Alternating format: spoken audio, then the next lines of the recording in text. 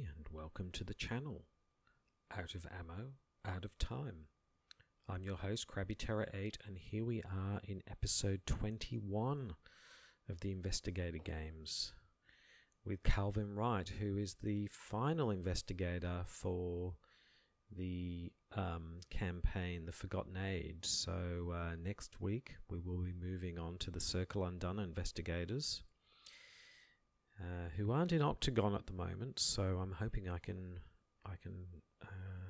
work that out. Otherwise, we might be playing this in Tabletop Simulator instead. But I'm hoping that I can manage to set that up in Octagon. So yes, I can't believe we are at episode 21. And for those of you who are new to the channel and don't know what the Investigator games are, it's like the Hunger Games. We take each investigator and we are putting them through the Night of the Zealot, see how they do, and then we put them in a league table from the best performing investigator down to the worst performing investigator, based on their experience points and how long it takes them to finish or not finish the scenario. Here is the table as it stands so far. So we can see, there's the 20 investigators on there. So, yes, so poor old Father Matteo really did crash and burn last week. He ended up right down the bottom of the table. Not quite as poorly as some of the other investigators, but really not too great. But we can see that at the top of the table still is Safina, Akachi, and Leo. They're still the kings of the Investigator games at the moment, and bear in mind this is just the first scenario. With 7 points, they managed to investigate all of the clues and get the victory points there, defeat the Ghoul Priest and one other Ghoul, so that's why they're on 7 points. Fastest being Safina, who did that in 11 turns.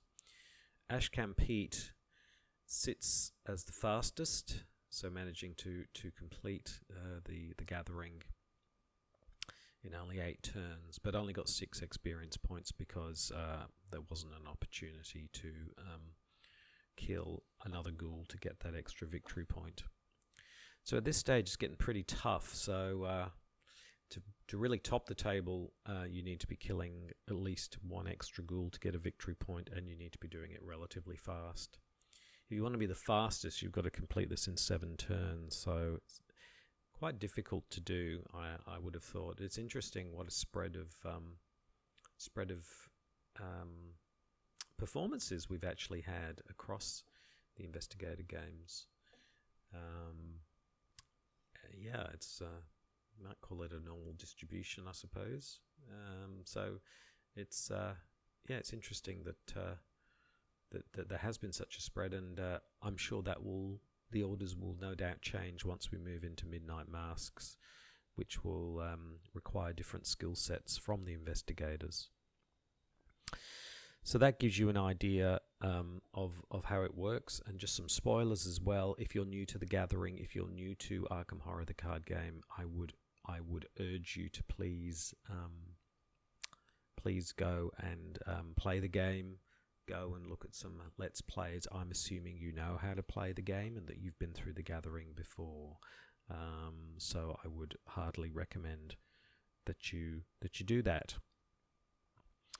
So, yes, I spoke to Calvin Wright in the green room prior to the Investigator games. You can see him now. He's in the study, pacing up and down.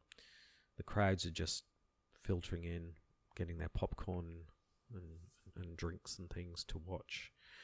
It was a very short interview with Calvin in the green room.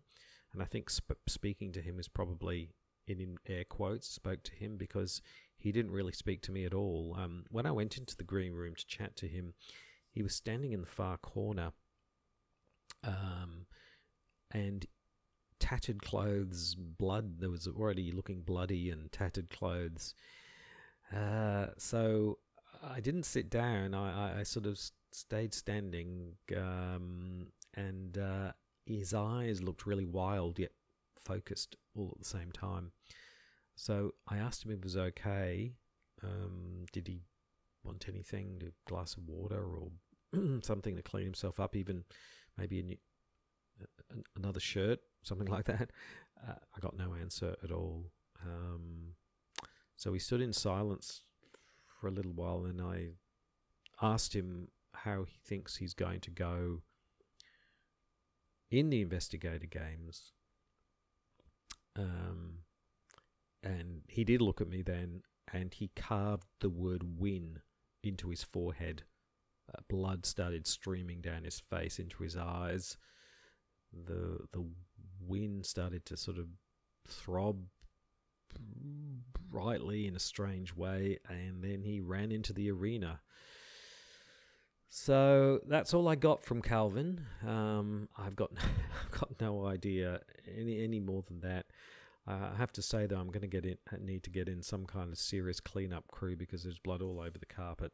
So yeah, we've had some interesting encounters with the investigators so far, but this one would have to be up there as one of the strangest. So anyway, he is in the bleeding seems to have stopped, but he has, as you can see, if you're watching, you can see the word win carved into his forehead, and he is in the study, so he's ready to go. Before we talk a little bit more about Calvin Wright, again, I would heartily recommend that you watch the Know Your Investigator video, Twisted Tentacle In, on the Twisted Tentacle In channel. Get to know your investigator, Calvin Wright. I found that particularly helpful to get the background and the lore to Calvin. And yes, so let's have a look at Calvin. Now, the first thing I should say is that I'm a little bit scared about seeing how Calvin goes because he is very unusual. And I have tried his deck a couple of times, and it really kind of turns. Most of the ways we learn how to play Arkham Horror, the card game, are about avoiding damage. But with Calvin, that just doesn't apply. So he's a very unusual investigator to play because he starts with 0 stats, and this is the first time I'm actually going to be using the little stats plus or minuses just over the cards at the bottom because I'm going to need to do that. So he's a 6 strength, 6. He can take 6 physical damage, 6 mental, sanity. But the way that it works is every time you get a horror, you go up +1 for your willpower and your intellect. And every time you take physical damage, your fight and your evade or your vitality go up by 1. So actually you want, in the early stages of a scenario, you actually want to take damage. You want to take the damage so that your stats go up. And so Calvin tends to kind of live on the edge a bit because you get to a place where you're sort of dealing at +4 or +5, but it only takes 1 hit, you're dead. So it's a really kind of a tightrope walk to manage. So it's kind of quite exciting and kind of gets quite crazy all at the same time. And some getting used to, because like I said, sometimes you might get an enemy pop up at your location. And actually this happened to me. So the first time I sort of tested playing Calvin, I think I was in the study and rats popped up, and what I did was I killed them. Which is actually the wrong thing to do in that case. It's actually, rats are a great thing. You get the damage from the rats, and you want them to damage you 2 or 3 times because then that gets your strength and your agility up. So you have to really rethink the way that you go about doing things. So it really does turn things on its head. His Elder Sign effect doesn't give you any benefit from a plus perspective, but you can heal damage or horror. So you can deal 1 damage or 1 horror, or you can take a direct damage or a direct horror. So that's really flexible and allows you to decide, well, you know, I've got, you know, I'm on 4 physical damage, but I've only taken 2 mental, so why don't I add an extra to that, and that'll boost my skills. So it allows you to work out what's best to do. Or I'm getting close to the edge here, I'm 5/5, I better pull back on something as well. But you have to do one of those things, so you can't do nothing. You got to either do that or that. So you can't opt for a no option either. So and that can be a bit challenging if you're on, say, 5/5 and you're actually okay at 5/5, but then you can't take more damage, so then you've got to heal something, so then you've got to make a decision from that perspective. So a very challenging and interesting investigator to play. And likewise, if we look at his deck now, this is the standard Fantasy Flight game standard deck for Calvin. And I think having played it a couple of times, it's not too bad, to be honest, as a starter deck. As we see sometimes in the investigator games, the starter decks leave a lot to be desired, but this one's not too bad. I think it's actually quite well rounded for Calvin. So let's just go through some of his key cards here. So his sort of key asset is Until the End of Time. And basically this card is a nice card to have. Not only are the pips on it, a wild card in a fight, handy, but also it essentially allows you to use it as a horror and a damage soak. So, you know, the ideal time to have this out would be you are up to your 5/5, and your skills are super good, and then you can put this on the table, and you know you can take a bit more damage, and you're not going to go down. So it's nice from that that perspective. So very strong card. His weakness card, bizarrely, can also be a real strength. If it happens late in the game, it could actually end the game. But if it happens earlier in the game, it's actually really good, because you either take a direct damage and suffer a physical trauma, or a horror and a mental trauma, which early in the game, when you're at 0 or low, that's really handy.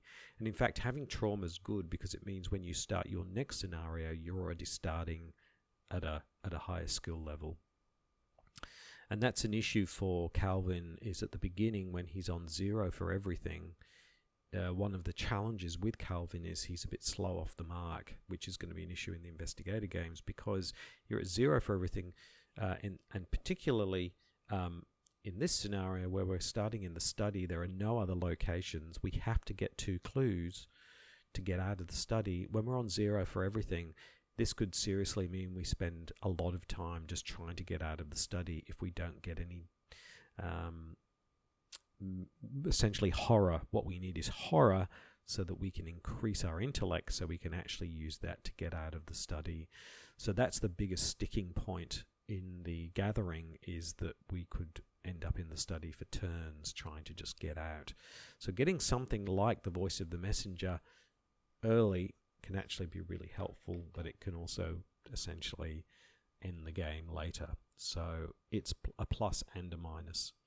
Bizarrely, and you know, I couldn't have this was a random choice from you can choose a random weakness in Octagon, and it couldn't have been a better choice, really, in terms of being thematically perfect, but also very helpful as well. So this, again, it's a weakness, but actually this is a positive for Calvin. It's internal injury. I can't believe we drew this randomly. At the end of your turn, take a direct damage. So getting this early in the game would be perfect, because you just keep taking direct damage, which means your fight and your evade are just going to nicely ratchet up. So again, it seems like a weakness, but actually it's a real benefit, and particularly early in the game. Later in the game, not so much. So these two can really help, but it depends when they come up. So you can see that playing Calvin already it really kind of turns things on its head, because you actually need this damage in the early stages of the game. Now, he is a survivor and hardcore survivor at that, and so there's some cards in here which are really fantastic. They're relatively low cost, incredibly helpful. Leather coat, 0 to get out. It's a damage soak, so you might not want to use it early in the game, but it's going to be there later in the game when you really need to do that. Stray cat, similar thing. So both of these can both be on the table. This is the only ally that we have, so we don't have to worry about multiple allies. So just super helpful. Lucky, incredibly helpful in all survivor decks. But in this one, in the early part of the game, it's incredibly useful when your stats are very low. And then Rabbit's Foot, same thing again in the early part of the game. This is really great because it allows you to keep drawing cards. Later in the game, not so much, because if you're at 5, 5, 5, 5 for everything, then you're not going to be failing that many skill tests. But really handy in the early part of the game. This card, look what I found, is always a useful card, but this is particularly useful. If we can draw this in the opening hand when we're in the study, I realize this is a perfect card, because if you're on 0, let's say with the study, which is a 2 shroud, so if you're on 0, you can't drop below 0, so it doesn't matter what you draw from the chaos bag, you never drop below 0. So even if you go to -4, you're still 0. The shroud of the study is 2, and so you fail by 2 and you discover 2 clues. So that is an insta discovery of those 2 clues. So you can essentially, if you have this in your opening hand, you can pay 2 and be out of the study, which is which is incredible. So this card is really incredible and for the early part of the game as well. Really a great card. The baseball bat is obviously a good. There's no fire axe in here, so the baseball bat, great melee weapon, but it is two-handed, so we have to be careful about when we play that, because of course we're going to need things like the flashlight, particularly in the early part of the game. So we just need to be mindful about when we bring that out. And speaking of mindful about weapons, this Improvised Weapon is a really interesting card from the Forgotten Age. You can play it from your discard pile. If you normally attack an enemy with it, it's a -1 fight for the attack, but if you do it from your discard pile, +1 damage. So really nice card to have in your discard pile if you can get it in there. Yes, we've got knife as well. So we've got a number of weapons in here.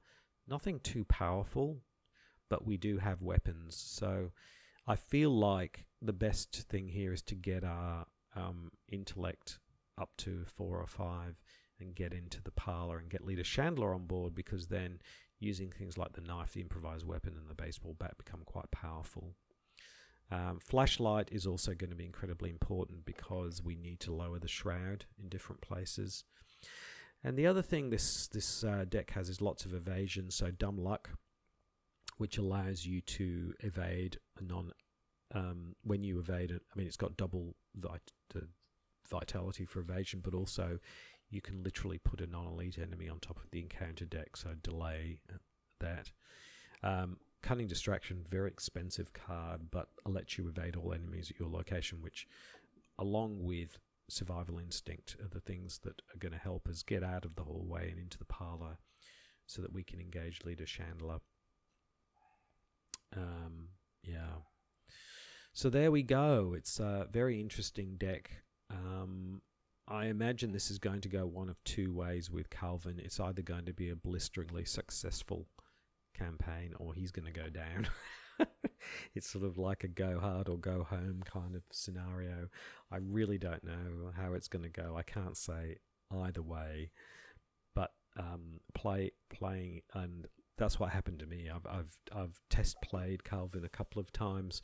One went amazingly fantastic, and the other one was the opposite. So it's really hard to know how it's all going to turn out. And I suppose that's the thing about Calvin. You feel like you're on the edge, and playing on the edge all of the time.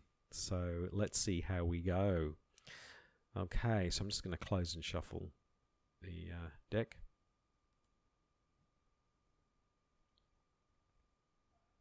And here we are in the setup for the gathering. I've already put all the cards out so we don't have to do it later. We're here in the study.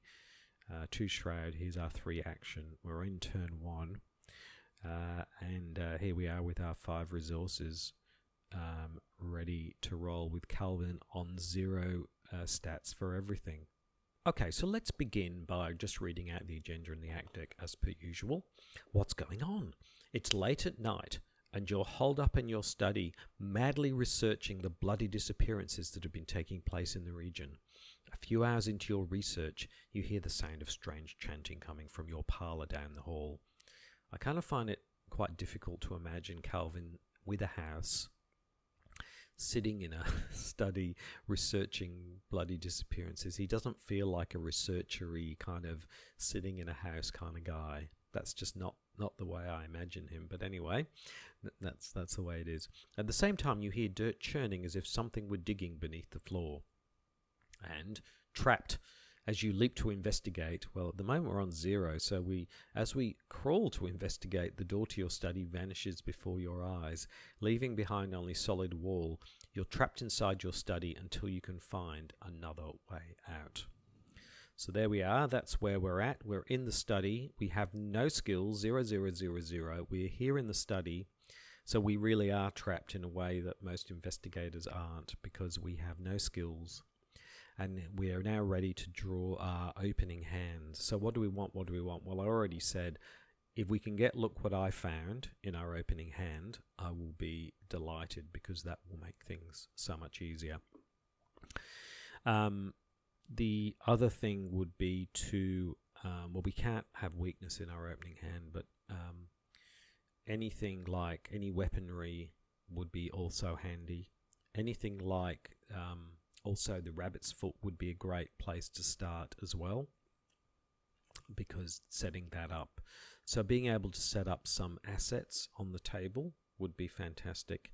And then, of course, things like anything that can boost our intellect in this early part, because until we can get these clues in the study, we're kind of stuck.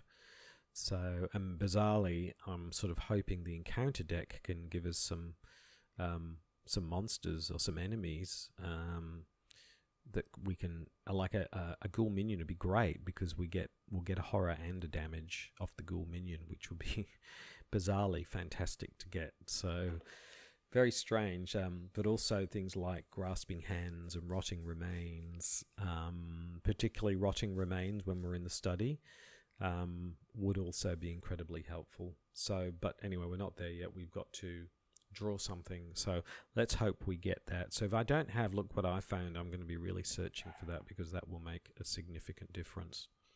So let's draw from the our hand and see where we are.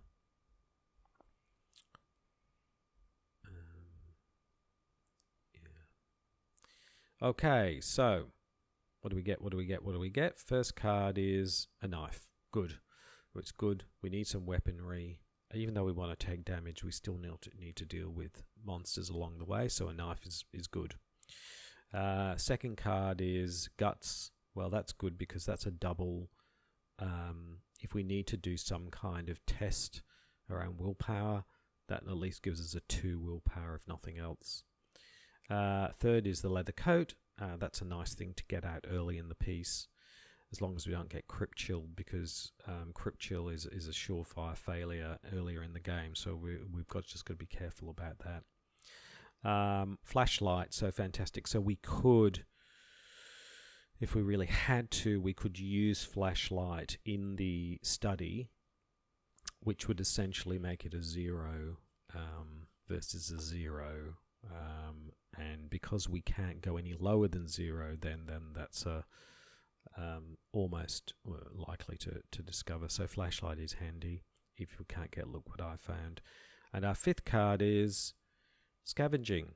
Yeah, so successfully investigate by 2 or more, choose an item card in your discard pile and add it to your hand. Yeah, that's actually quite handy. If we've got to use the flashlight now, we can bring out scavenging later when our intellect is higher and we're much more likely to succeed.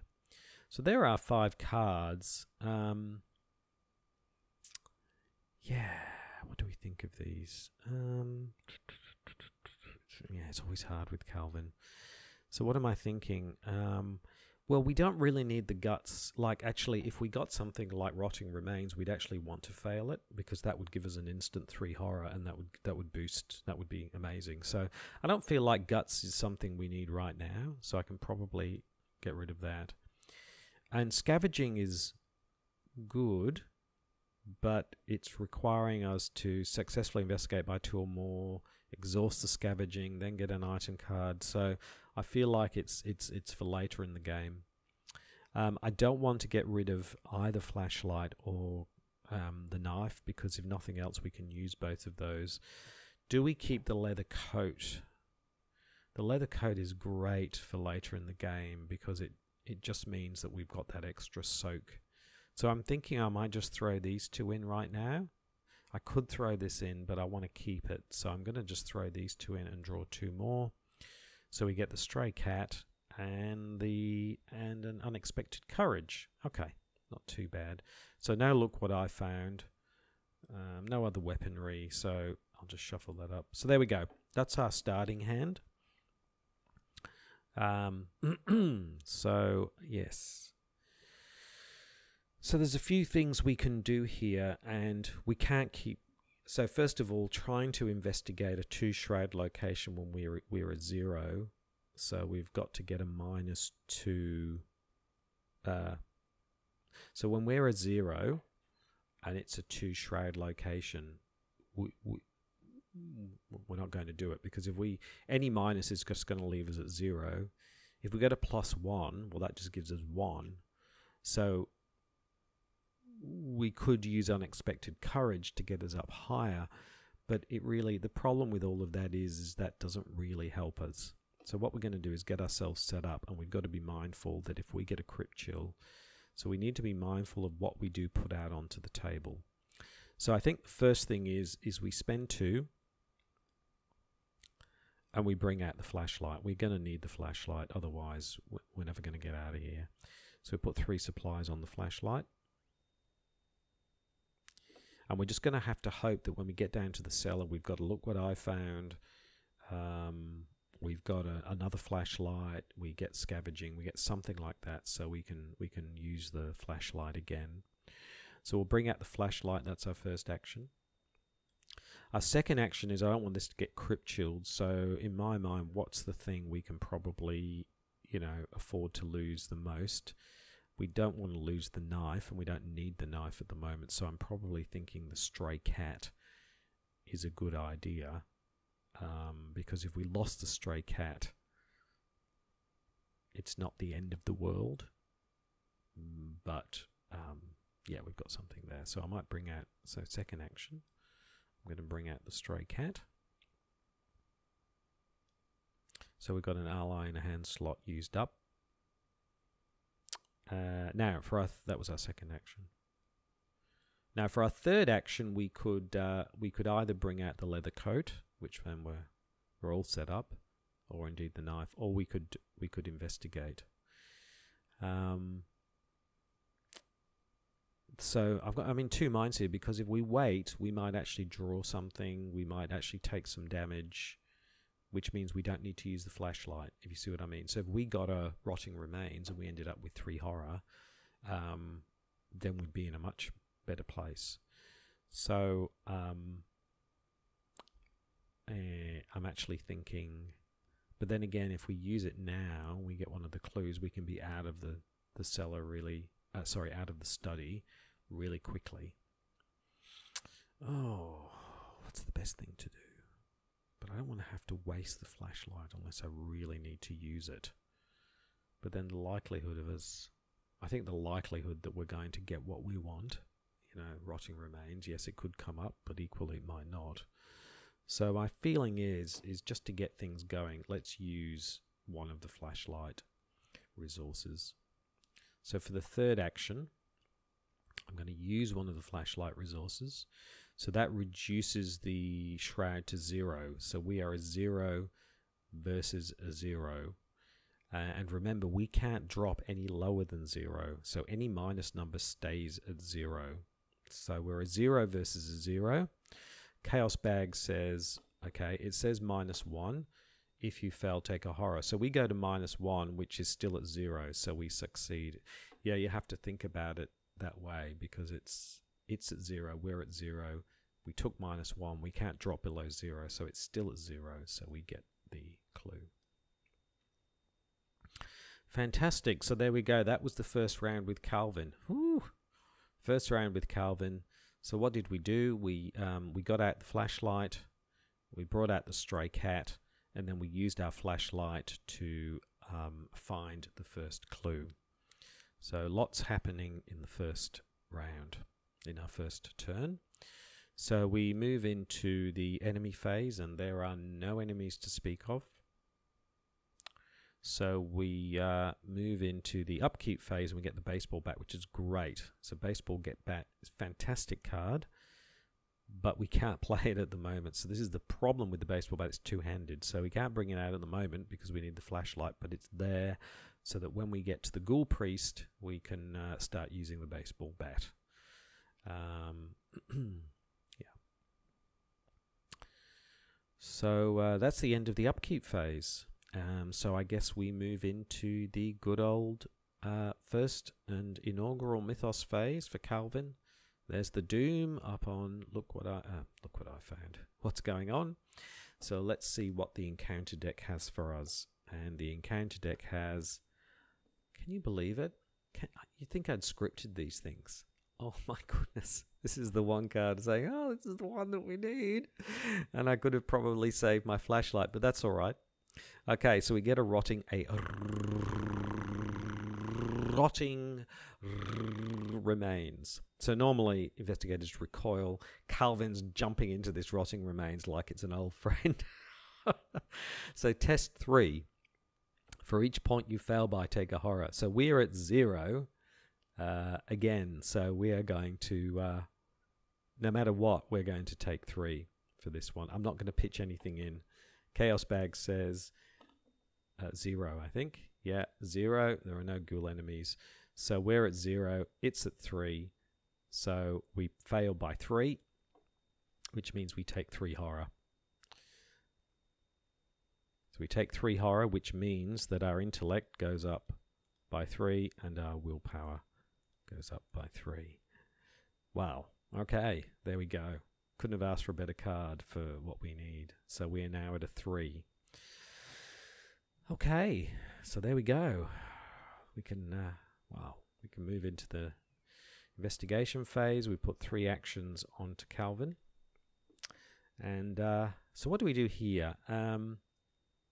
Yes. I think, do we bring out the leather coat? Now let's do this clue. I think we'll need to get out of the study first of all. So it's a 2 shroud. We are a 3 intellect, so it's a -1 or better. I'm not going to commit anything. I'm just going to go -1 or better and see how we go. Chaos Bag has fail. Okay, let's try again. So -1 or better. Chaos Bag has -1.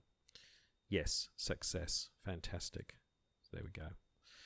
So we succeeded in getting 2 of the clues. Now we have a choice here. We can get out of the study and into the hallway. Now normally you go, oh well, if I get a monster, I want to get rid of it. But actually in this case, it would be good to get a monster doing a bit of damage to us because at the moment our fight and our evade are still 0, and we do need to get those up. So what I'm thinking I'm going to do is I'm going to put in the 2 clues. We're going to flip the trapped, and it's you notice that the edges of your newly purchased rug. Can you imagine Calvin going into a rug shop? Can you imagine him stumbling in there all bloody and tattered going, a rug? Anyway, tattered and mud-stained. Finding this odd, you shift the furniture aside and pull back the rug. To your surprise, you see the door leading out of your study.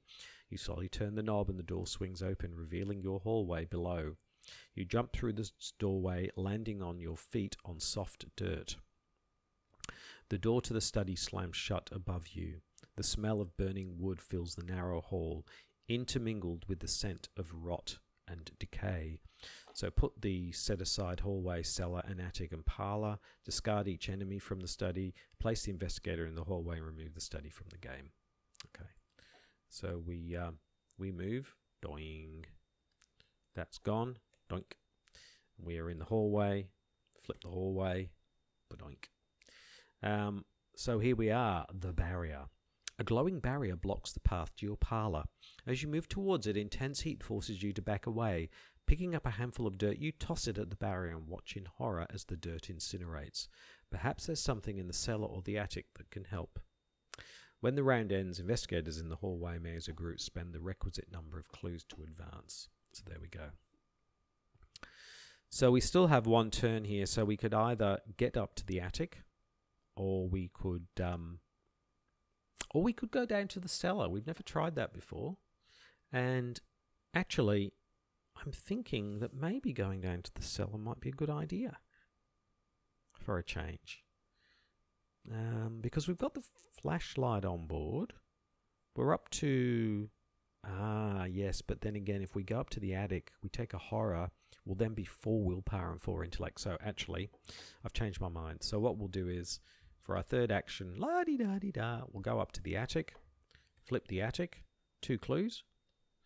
And apparently the swinging carcass of a malformed beast just sets us off. So rotting remains, no worries, go for it. But swinging carcass of malformed beast, we take a horror. So that's our 4th horror. So that puts our intellect up and our willpower up to 4. So we're now up to 4 on those.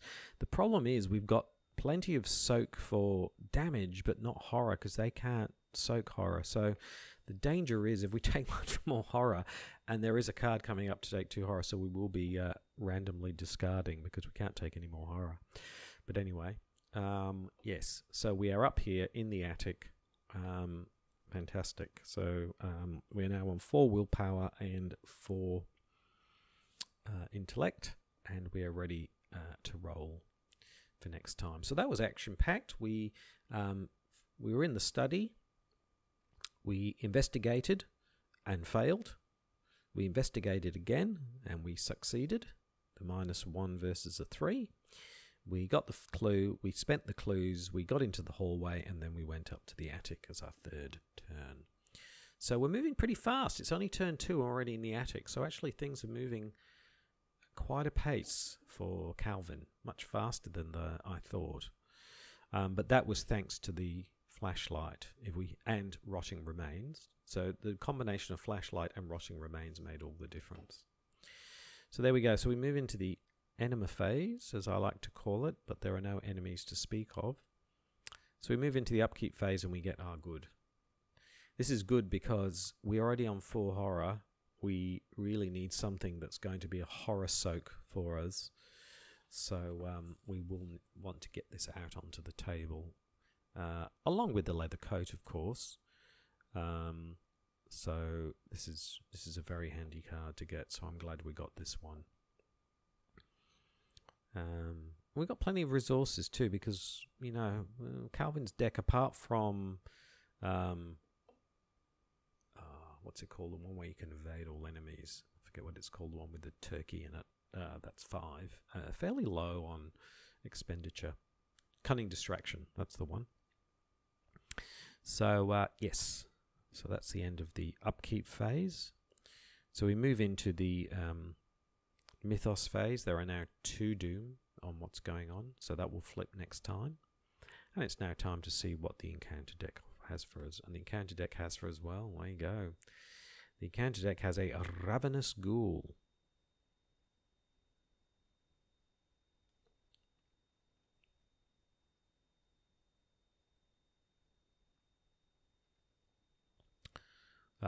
He's a 3/3/3. Yeah, and he does 1 horror and 1 damage. So there we go. Fortunately, we didn't bring the knife out, so oops. Anyway, that might have been a handy thing to do. Anyway, that's all right. 3 fight. We're at 0, so we might want to take a bit of damage from him to see how we go. Yep. There we go. So we move into the investigation phase. We put 3 actions onto Calvin. So we've got a couple of choices here. We could, because we've got to be careful about the horror, like I said. So the first thing we could do is we could use the stray cat to automatically evade him. But I feel like getting whacked by him at least once would be helpful, because that would get up our horror, which we couldn't have it go any higher, but it would get our horror up to 5, but it would also get our fight up a little bit.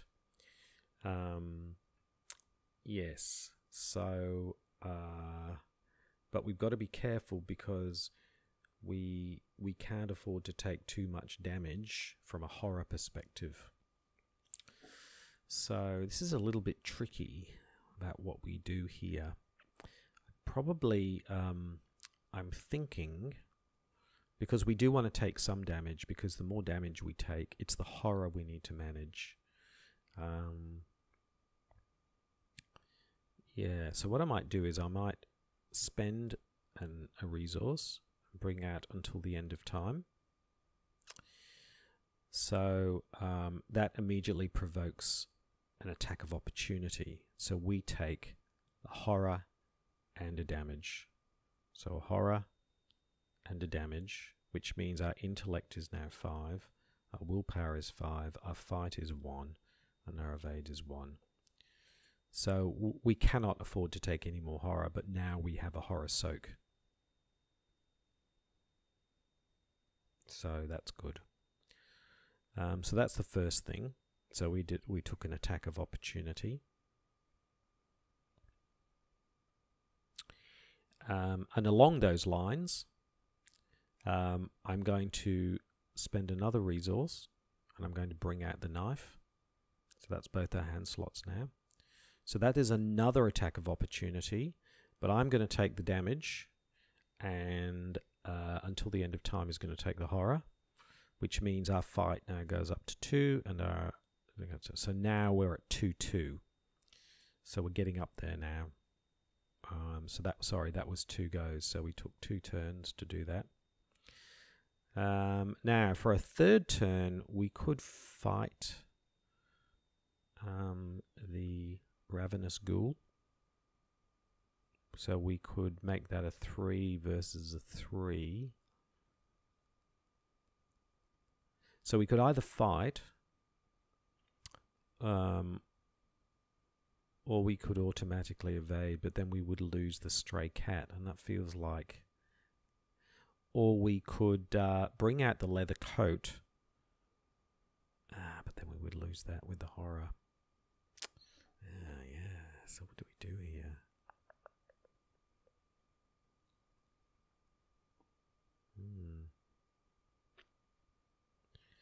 We're at 2. So it would be nice to get some more damage.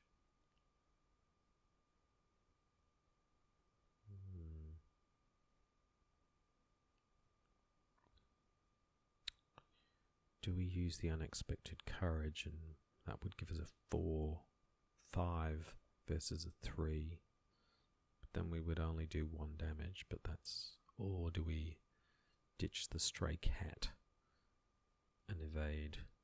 Oh, that's fast, so we can do that. And then we could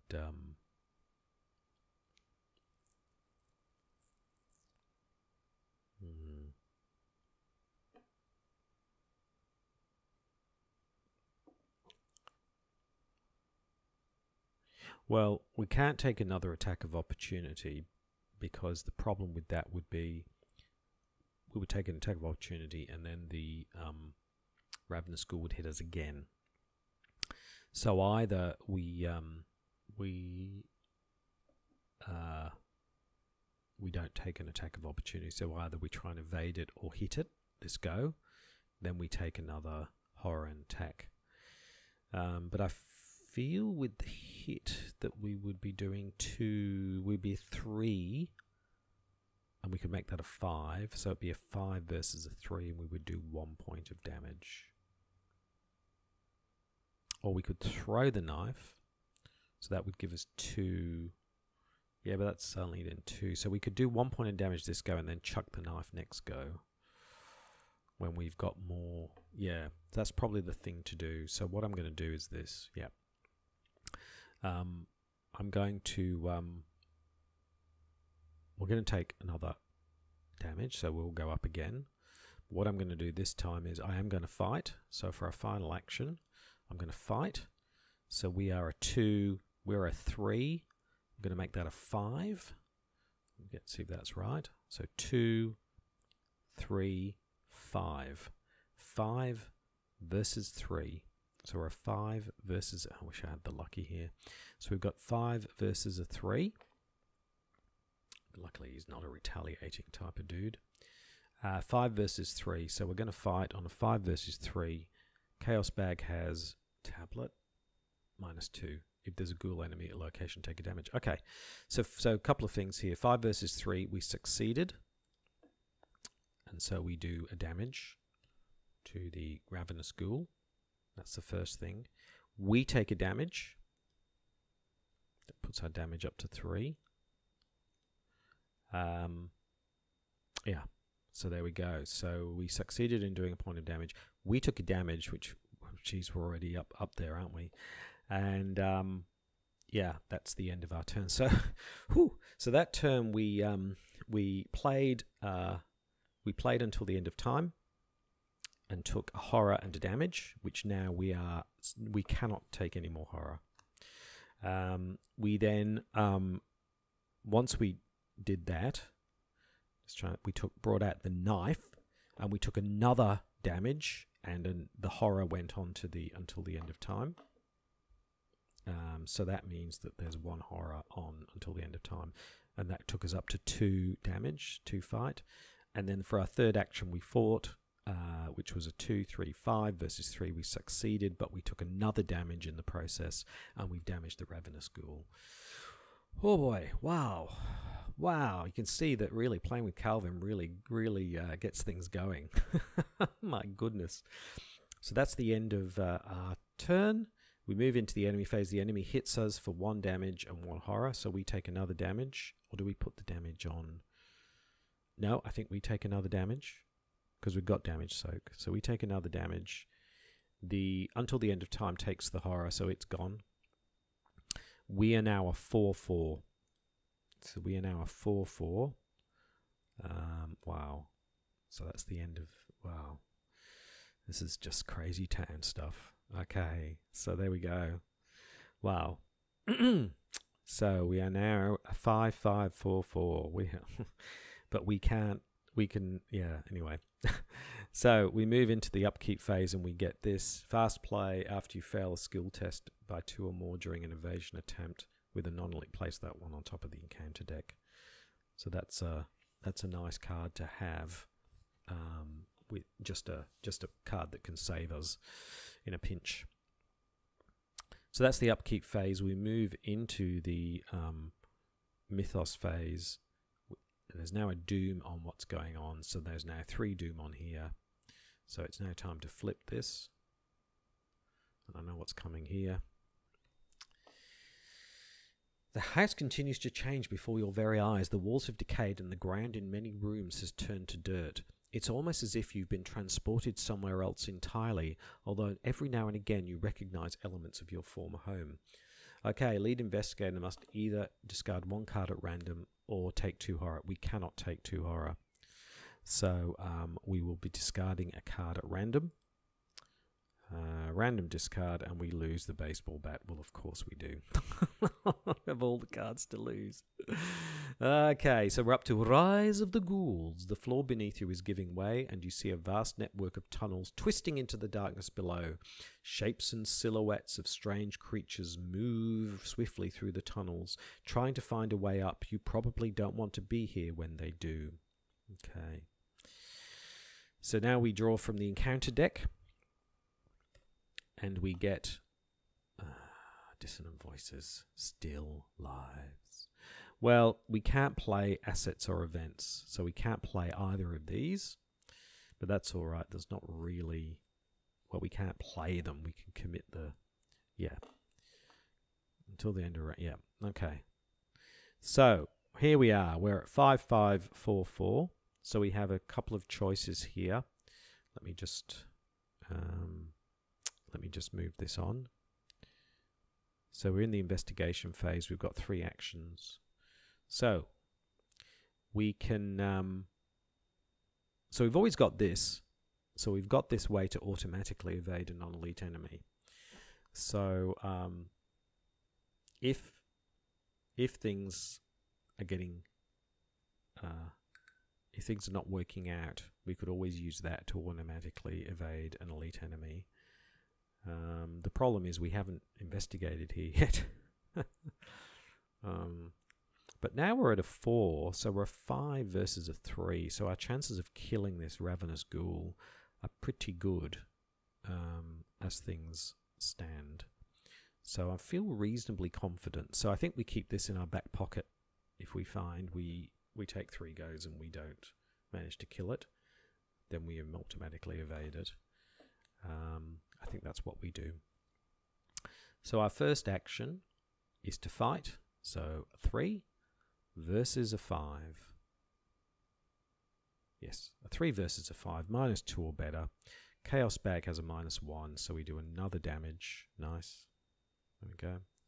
So we'll do that again. It's again a 3 versus a 5, -2 or better. Chaos Bag has -4, so we fail the second time. But let's do it again, because we can always use this. So we go again. It's a -2 or better. Chaos Bag has a skull, so that's a -1. So that's the 3rd point of damage. So the Ravenous Ghoul is dead. Pity we don't get a victory point for him. There we go. So that was our action. We basically madly slashed at the Ravenous Ghoul and killed the bugger. And he is gone. There we go. Talk about living life on the edge. Oh boy, we're still in the attic. So we've actually spent more time in the attic, I think, than any other investigator in the history of the investigator games. And we are literally one horror off going insane, and we've got no horror soak. So I don't know whether we could have managed that better, but anyway, that's the way it is. So we move into the enemy phase. There are no enemies to speak of. So we move into the upkeep phase and we get perception. Yeah, I've just realized if we draw our weakness, we are gone. If we draw our weakness, it's over. It's complete. Oh no, because we can take damage. Sorry, when it's not over. Okay, let's get rid of dissonant voices. Goodbye. So there we are. That's the end of our upkeep phase. So we move into the Mythos phase. Yep, 1 doom on Rise of the Ghouls. Let's see what we get from the encounter deck. And the encounter deck has Frozen in Fear. That's all right. Yeah, so that's just going to take us a bit of extra time, but we're going to be investigatoring this time anyway, so no biggie, and bringing out the leather coat probably. So that's all fine, and then we can test 3 versus 5, so we should be pretty good. All right, so yep, that's the end of the Mythos phase. Let's move into the investigation phase. So we put 3 actions onto Calvin, and yeah, it's pretty straightforward what we need to do from here. First action, investigate the attic. So it's a 1 versus a 5, so -4 or better. Chaos Bag gives us -2. Yep, if there's a ghoul enemy, there isn't. So 1 versus 5, we succeed. Second action, investigate again. Chaos Bag gives us 0. Yep. So we get the second clue. So there we go. We can't move because we take 2 actions. So for our third action, we bring out the leather coat.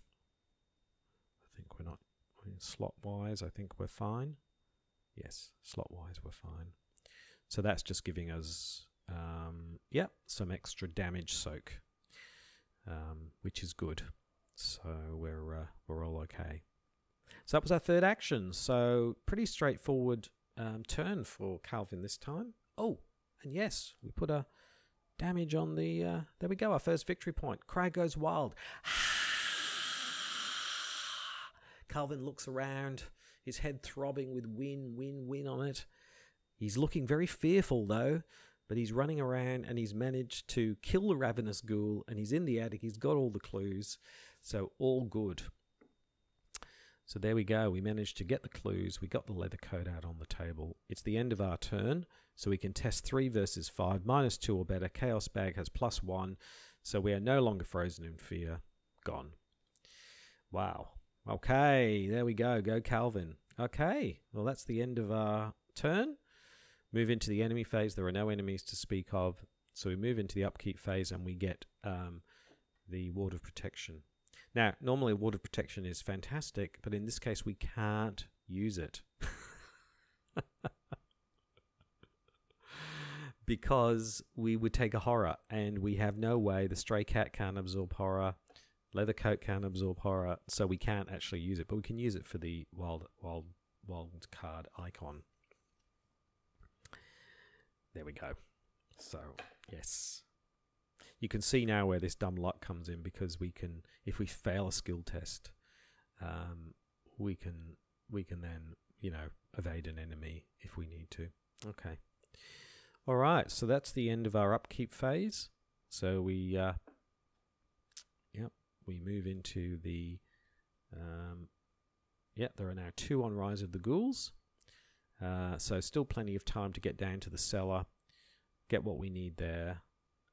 I think we hopefully we can use the flashlight. We're now at 5, so we should be able to get the clues, and then we can use this with Leader Chandler, and then we've got Leader Chandler on board, who is another horror soak. So we need Leader Chandler so that we stay alive, basically.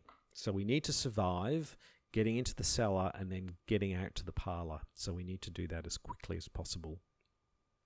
So let's see what the encounter deck has for us, and the encounter deck has for us a ghoul minion. And we could waste time fighting this ghoul minion, but to be honest, I think we just need to get the hell out of here. So I think it might be an evasion. Time for an evasion with the ghoul minion. There's no point as hanging around. We need to get moving. So there we go. That's the ghoul minion. So we move into the investigation phase. We put 3 actions onto Calvin, and yeah, we need to get down to the cellar as quickly as possible. We don't need to waste time, and we could spend 2 turns killing the ghoul minion, but that's just wasting time that I just don't think we need to do. We need to get down into that cellar, get those clues, get back to the hallway, and trigger the ghoul priest before we move into the next phase, if possible. Yeah, because I just, you know, the longer we wait, we're increasing the chances of something like a rotting remains. A rotting remains and an auto fail would kill us, basically. So the more we hang around, the more likely something like that is going to happen. Now we could automatically evade the enemy with the stray cat, but if it feels like we should hold off on that unless we really need to. I think we do a straight up 2 versus a 4. We are now a 4. So a 2 versus a 4. So we're going to evade. 2 versus a 4. Chaos Bag has Skull, which is a -1, so it's a success. Where's that guy gone? Where is he gone? So we evade the... Oh, that's not what I wanted to do. Sorry.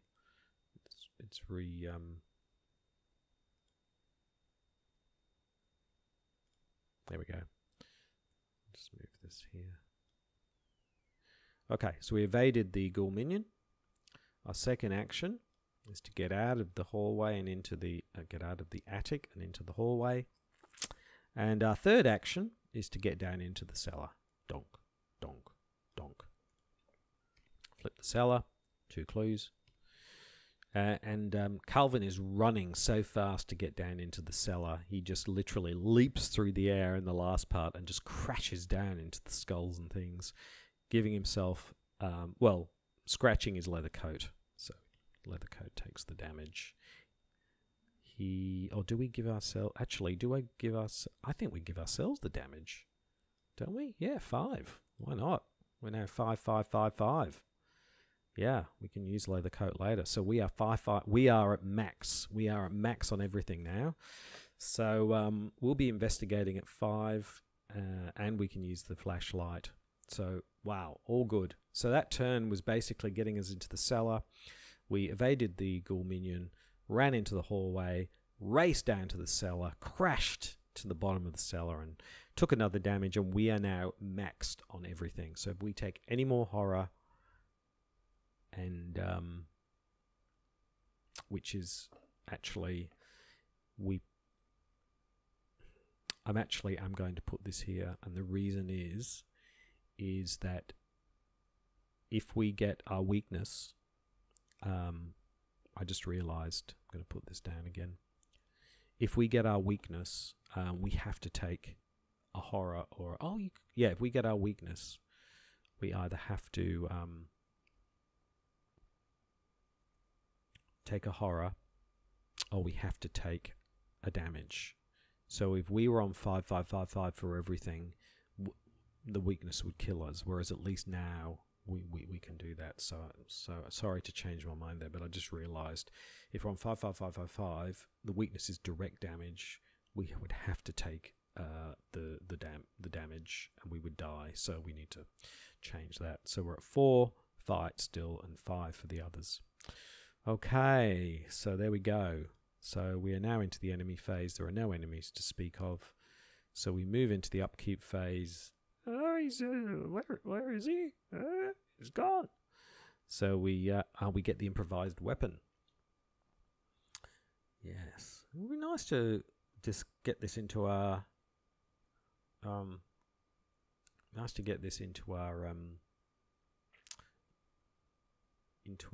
discard pile, but we can't discard cards at the moment, so we need to use it and then discard it. So there we go. Okay, that's the upkeep phase. We move into the Mythos phase. There is now 3 doom on here, so it's moving rapidly. So we need to get out of here and into the hallway. It would be nice now to have scavenging and bring back the baseball bat once we've used the flashlight. Maybe I should have kept scavenging. Anyway, too late now, but yeah. So let's see what the encounter deck has for us. Oh.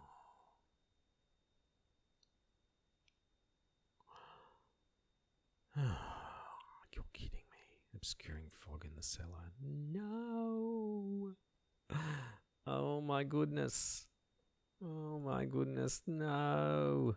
So there's obscuring fog in the cellar. So this is now a 6 shroud location. Ouch. Suddenly the cellar fills with fog. Calvin's stumbling around. Oh my goodness. The worst place. Oh, if only we just moved to the hallway. Never mind. That's the way it goes. Okay. Alright. 3 actions. Okay, so what do we do here? Let's just work out the stats here. So we are currently on a 5.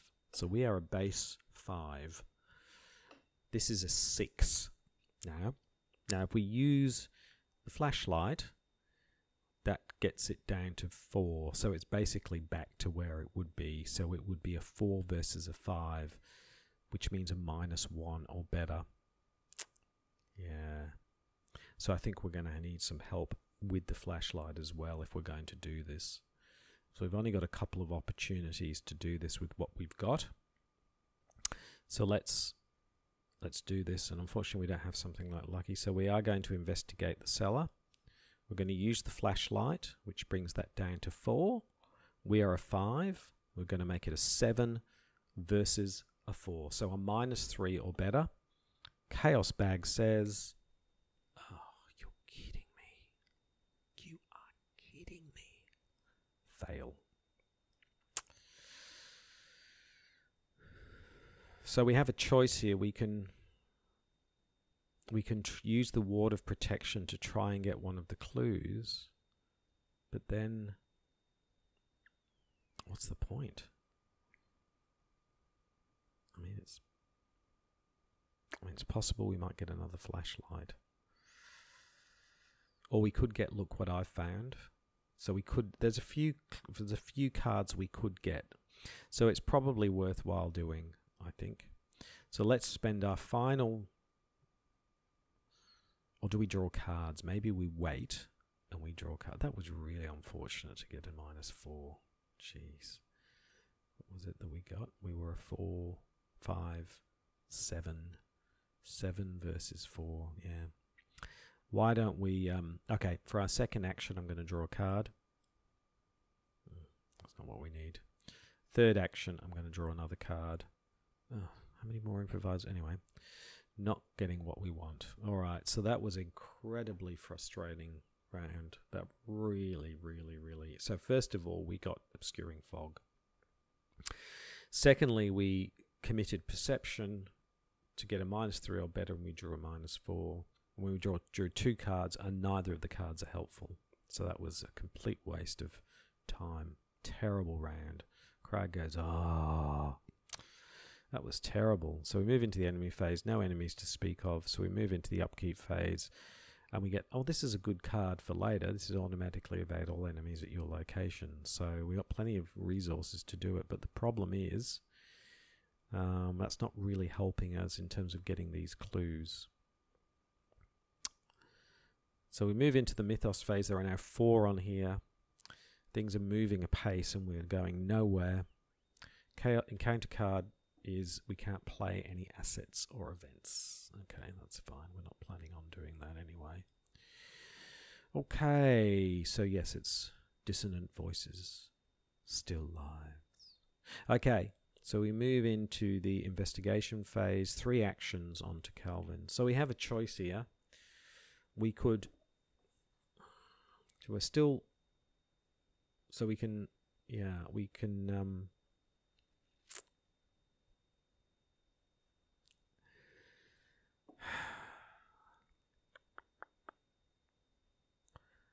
we can keep holding out and see if we can... yeah, so I think the first thing I'm going to do is I'm actually going to... Because we can... 4 versus... We can make it a 4 versus... So I'm going to do this. I'm going to commit the... I'm going to do the final flashlight. I'm going to commit the Ward of Protection, which gives us a 4 versus a 6. So a -2 or better. Chaos Bag has... I think that's right. -2. Yep, and there's no ghoul enemy. So we succeed. We get 1 of the clues. So that's our first action. So now we have... Yeah, well, we've got the clue that we need to actually trigger the Ghoul Priest, because I just realized if we hadn't have gotten that one, we can't move forward. So we've managed to do that. So the question is, do we try and draw again? And I'm thinking we do, because if we draw, we can get our hand size up high enough, we can discard one of these improvised weapons. So I'm going to go again, and I'm going to draw again. Survival Instinct, and then I'm going to draw again, and we get... Hello?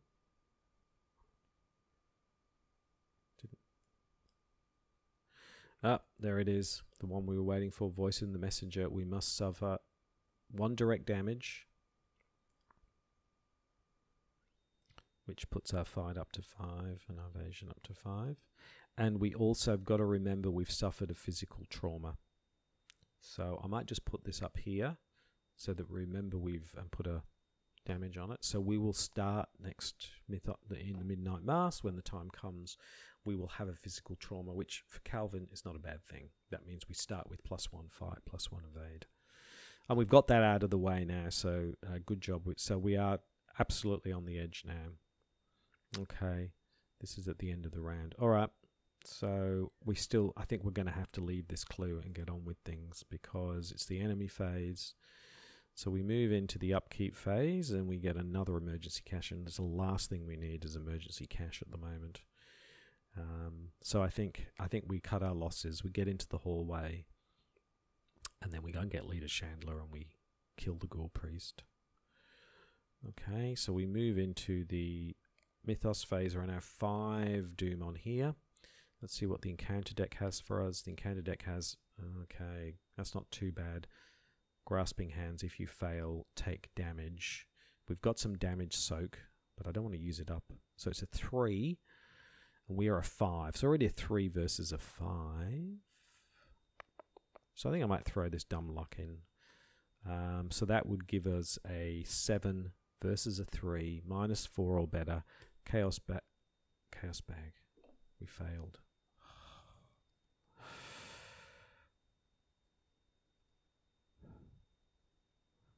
So automatic failure. That means we take 3, and I think 1, 2, 3. I think that's it. That is it. We're dead.